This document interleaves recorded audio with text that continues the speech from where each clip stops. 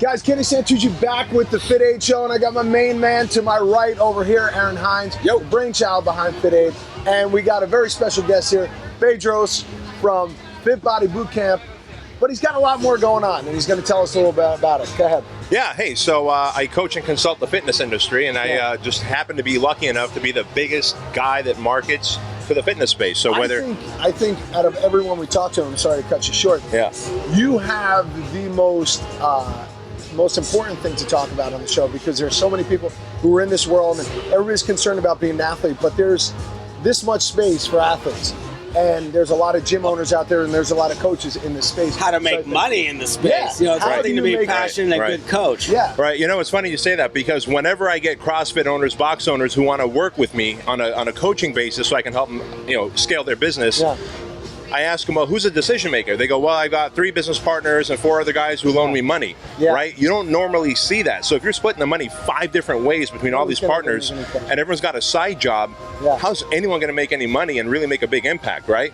And so what I do is I'll take people who are passionate about fitness, who want to help people, but don't understand business, and I'll explain business to them in a unique way where they can quickly scale to multiple 6 figures and 7 figures and make a real impact. Bedros, give us a little bit about your background, like your story. Yeah. You know, you're not from the United States originally. Yeah. So I when people ask me, who are you, what do you do? I tell them I'm the immigrant edge and I'm the American dream. And he's not the lawnmower. I am not the lawnmower Pedro. He's not Pedro. Bedros. Yeah. Okay. And so in 1980, I was 6 years old. My father escaped communist Russia, and we came to the United States. We were poor, we were broke, we were dumpster diving. It was a pretty hard life, living out of cars, getting kicked out of apartments, and all we had was $200 when we got here. And my dad's whole thing was, we're in a country where you can make all the money you want, have the freedom to make a change, unlike Russia, right? Armenia, where we were from. So I kind of believed him. He brainwashed me so much that I could become anything I want, that I just kind of fell in love with fitness because I was a fat kid and throughout high school. So if you don't mind me asking, how old are you? I'm 42 now. So being, when did you start? 20 years ago? Yeah, about 20. Yeah. So 20 years ago, the fitness space isn't what it is today. See, we see it as like this glamorous, like everybody wants to be a trainer, everybody's so hot. But you came in a time where it's like, when you told somebody you were going to be a trainer, they probably looked at you like you had 100 heads. Oh yeah, my parents were disappointed. They wanted me to be the first one to go to college, get a degree, doctor, lawyer, accountant, right? And I said, I'm not going to go to college. I dropped out after the first semester, and I said, I want to be a personal trainer and help people get in shape. Take some balls to do something like that, especially at that day and age. Especially at a time where personal training or owning a boutique gym, or whether it's a CrossFit, a boot camp, a personal training studio, no one even heard of. You started doing things very differently, though. I mean, the traditional model was one-on-one, 1-hour sessions, pay as you go. Tell us about some of the stuff that you did differently. Yeah, so real quickly, I realized as I started getting clients that I could only trade so much time for dollars if I'm doing one-on-one 60-minute sessions. So if you want to work out at 6 a.m., sorry, man, he's already got your spot. I got to try and sell you on 7. Well, I figured if we can do 60-minute sessions for the average person, why can't we do 30-minute sessions and cut the jibber-jabber down to none, right? So I went to 30-minute sessions. That was a hit. Then I started looking around. Well, if NFL-level athletes are getting trained by coaches in a group to play at the Super Bowl, why can't we take people who just want to be healthy and perform better at life and train them in a group? And now at the time, this was revolutionary, early 90s. Dude, I was shunned by the industry because I was that nutty professor who was coming up with like group training people. Like, are you nuts? How are we going to group train people? It's personal training. And I would get death threats saying, you're a personal trainer. It's in the name. It's personal. It's supposed to be one-on-one. I'm like, shut the front door, right? That's not what we are. People want an outcome from us. They want to pay a reasonable price, and they want to come at a convenient time. That's it. And if we can make that happen in a 30-minute workout in a group environment where they have community and friends, which is what you guys have done, right? Which is what we've done. People will pay, stay, and refer forever. So you go from going one person, say $50-$60 for an hour, to throwing 5-10 people in a half-hour class. I mean, so 20 people for an hour, all paying the same amount they were paying for one-on-one for an hour. It's like you're making 20 times more than anybody else. You're making more people can afford you. Your market just opened up. Economic scale is endless. Plus, from a coach myself, I mean, I see how it actually like develops the hour. You know, you're not just sitting around and bullshitting with somebody. It's like, all right, everybody else keeps you in line because who's got a job, who's got to go here, who's got to go there. So it kind of like quantifies that hour a little bit better. That's exactly right. That's exactly right. And what we found was, as a byproduct, retention and referral generation went through the roof at these boxes and boot camps and personal training studios, because everyone felt like there was a community and no one wanted to leave and be ousted. So now when you see a lot of these boutique studios popping up, the CrossFit gyms, all this stuff within the last 5 to 10 years, what do you think? And you're like, I've done this for 10 years now. I think it's the greatest thing ever, man, because the big box gym is not delivering on their promise. What are they saying? They're saying, hey, come get a $29, $39 membership, and here's access to equipment. They're giving people access to equipment. In other words, if you and I are not soldiers and someone gives us access to a tank, are we qualified to go to battle? We're going to fucking kill each other, right? On the flip side, what do we do with the boxes and the studios? We are outcome driven. We're not saying here's access to equipment. We're saying here's access to results. You get coaches who move you along the progression ladder, right? And so people are willing to pay 3 to 10x more than a gym membership, as we've proven with Fit Body Bootcamp brands and with the CrossFit brands, because they want the outcome. They don't want the access. Yeah. So what do you think that big global gyms have survived for so long? All that we know about the fitness world, the results that we see here and everywhere else within the boutique studio space, why do you think these global gyms still survive?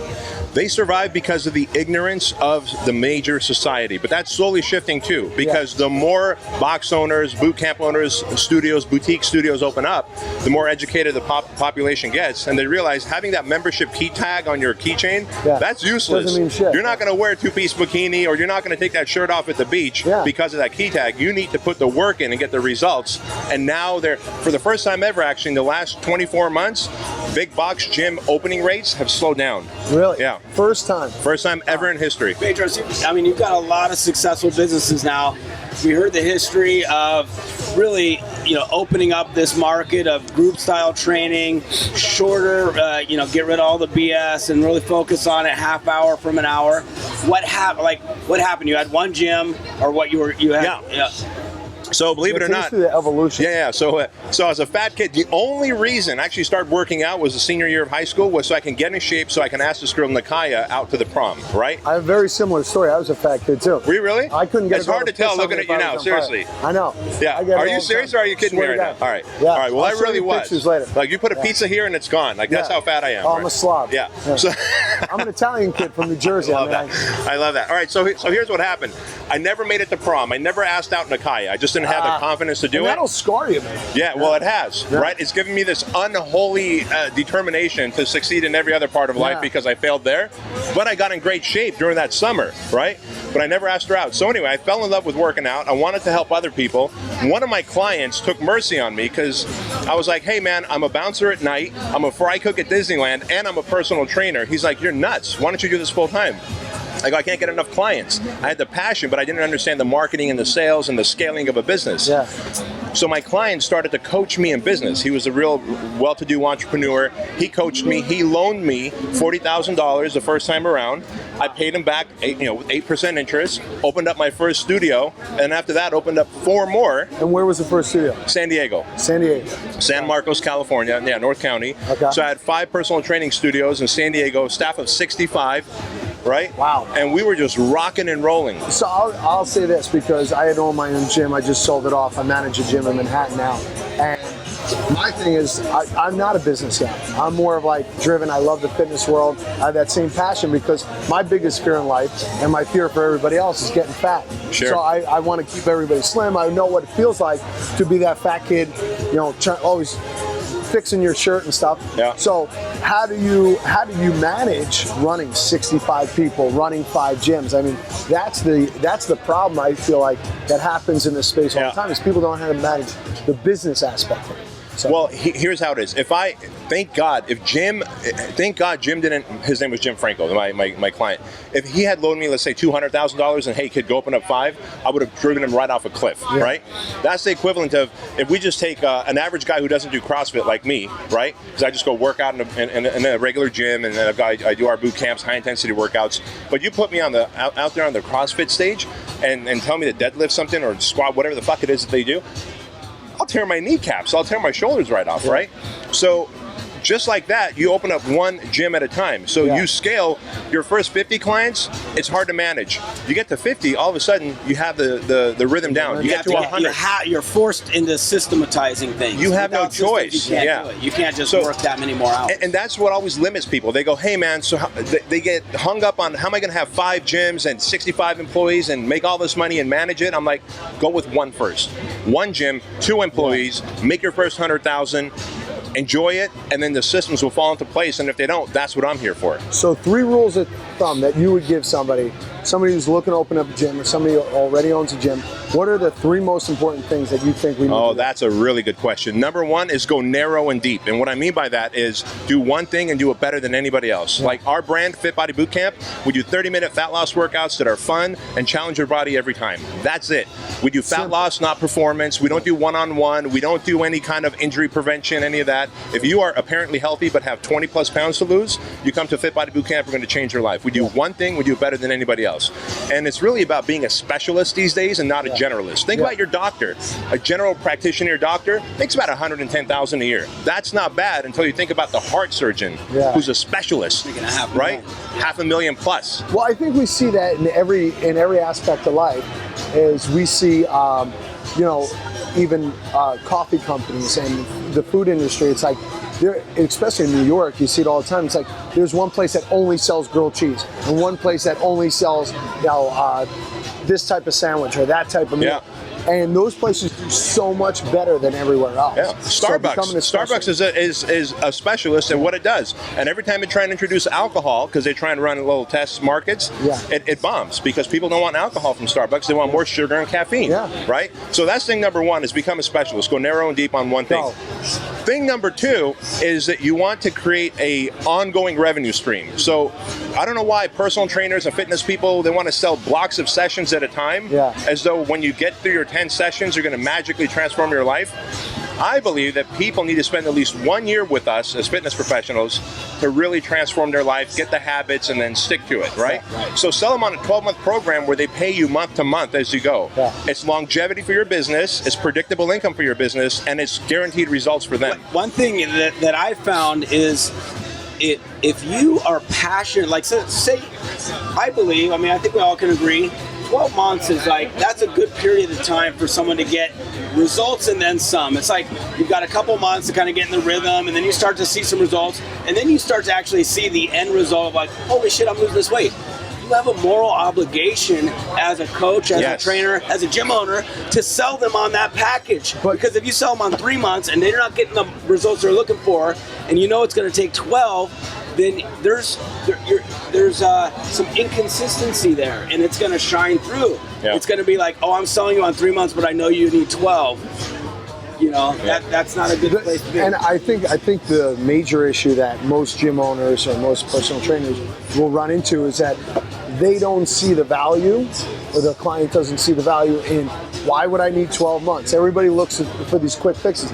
So I think the mainstream media is to blame for this, like, oh, well, you could get abs in 6 days. Here, read this fucking article and you got them. So I think it's a misconception that, like, well, why can't I do it faster? You're selling the dream of, hey, it takes a little bit longer than what you might expect. Listen, you go to a doctor who's got when you have a cut on you, and he's like, you know what, you're going to have to be on antibiotics for the next 6 weeks. You're not going to go, I only want 2 weeks of antibiotics. The doctor prescribes and you do, right? I look at fitness business owners as we're like doctors. We prescribe, they do. Just because, some magazine, Shape magazine said, abs in 6 days, they're not going to follow through with it.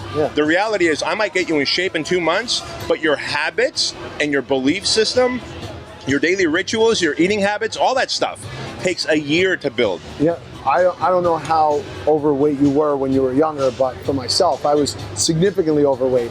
And with being overweight comes all types of health problems and all types of it was gross. I had marks on my legs. My legs would rub together because I was so fat and stuff.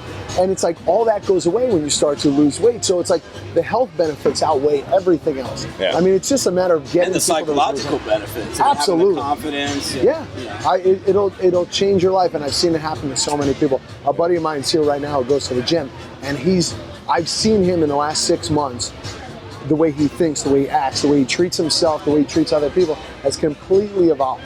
So Wow, it's unbelievable. that's huge. So what's your third point? So the third thing is, and this is my challenge to the industry, to the fitness industry, is to turn pro. And what I mean by that is, if you take your business, if you take marketing, if you take selling as serious as your lifting regimen, your eating regimen, you know how I know when I travel, I pack my foods with me, I'll pack my protein powder with me, I'll start map questing where the gyms are, wherever I'm going to be speaking at, right? If you take your business as serious as your training and eating, it has no choice. But the problem is, it has no choice but to grow, right? But the problem is most people treat it as an afterthought. If I treated my fitness as an afterthought, I'd be a fat slob, right? And so really the answer is turn pro and get as good at marketing and business as you are in fitness, and the sky's the limit, man. So where can we find more of your advice and your, more of your business? Yep. Where can we find more?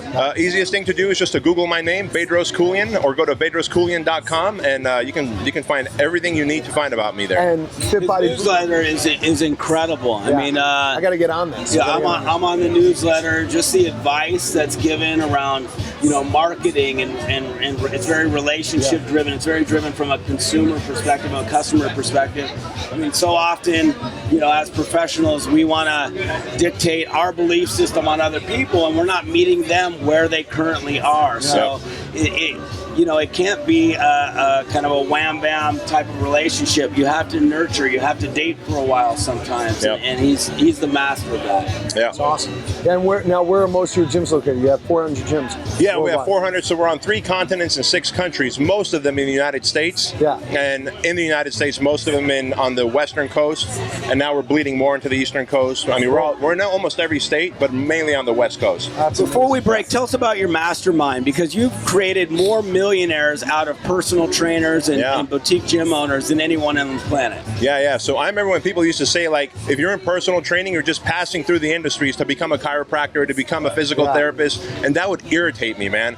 And again, maybe it's Nakaya, who I never had the nerve to ask out to the prom or whatever, but I had this unholy determination in me. So I said, I'm going to be the first person to become a 7-figure earner running a gym. Right? A gym. I'm not talking a big box gym. I'm talking like personal training studios. And I did. And from there, I created this mastermind, this group coaching program. So I even coach fitness people in a group, just like I would train my athletes. And we've got almost 200 members in the 7-figure formula mastermind that I created. That's amazing. And if you're making around $80 to $100, $120,000 a year, and you have work ethic, you get in that group for 12 months. And you're going to be on pace to make 7 figures from there. You just have to do what I say. It's as simple as that. Yeah. He also throws an annual event. We were fortunate enough to be title sponsors of. Yeah. I mean, the speakers that Bedros brings in are the top professionals in the industry, best marketers out there. We had AJ Roberts, we had Lewis House, Alan Cosgrove. Yeah. So give us a couple names of trainers that you kind of helped develop. Anybody we might know? Yeah, actually, one guy's right there. You got Jeff Sherman, right? He was pretty legit. He is pretty legit. He was using software that I created where you can remotely train people, right? Because he was in the military, so he was you were training people from Iraq, right? In Qatar. Yeah, he was in the Middle East training clients remotely through software that I created. Really? Because people always think that like personal training needs to be one-on-one, needs to be right here. No, it doesn't, man. Through software, through the internet now, you can train people globally. So there's one person there, Jeff Sherman. Another person is Joshua Carter. He owns FitBody Bootcamp in West Hills and Carter Fitness in West Hills.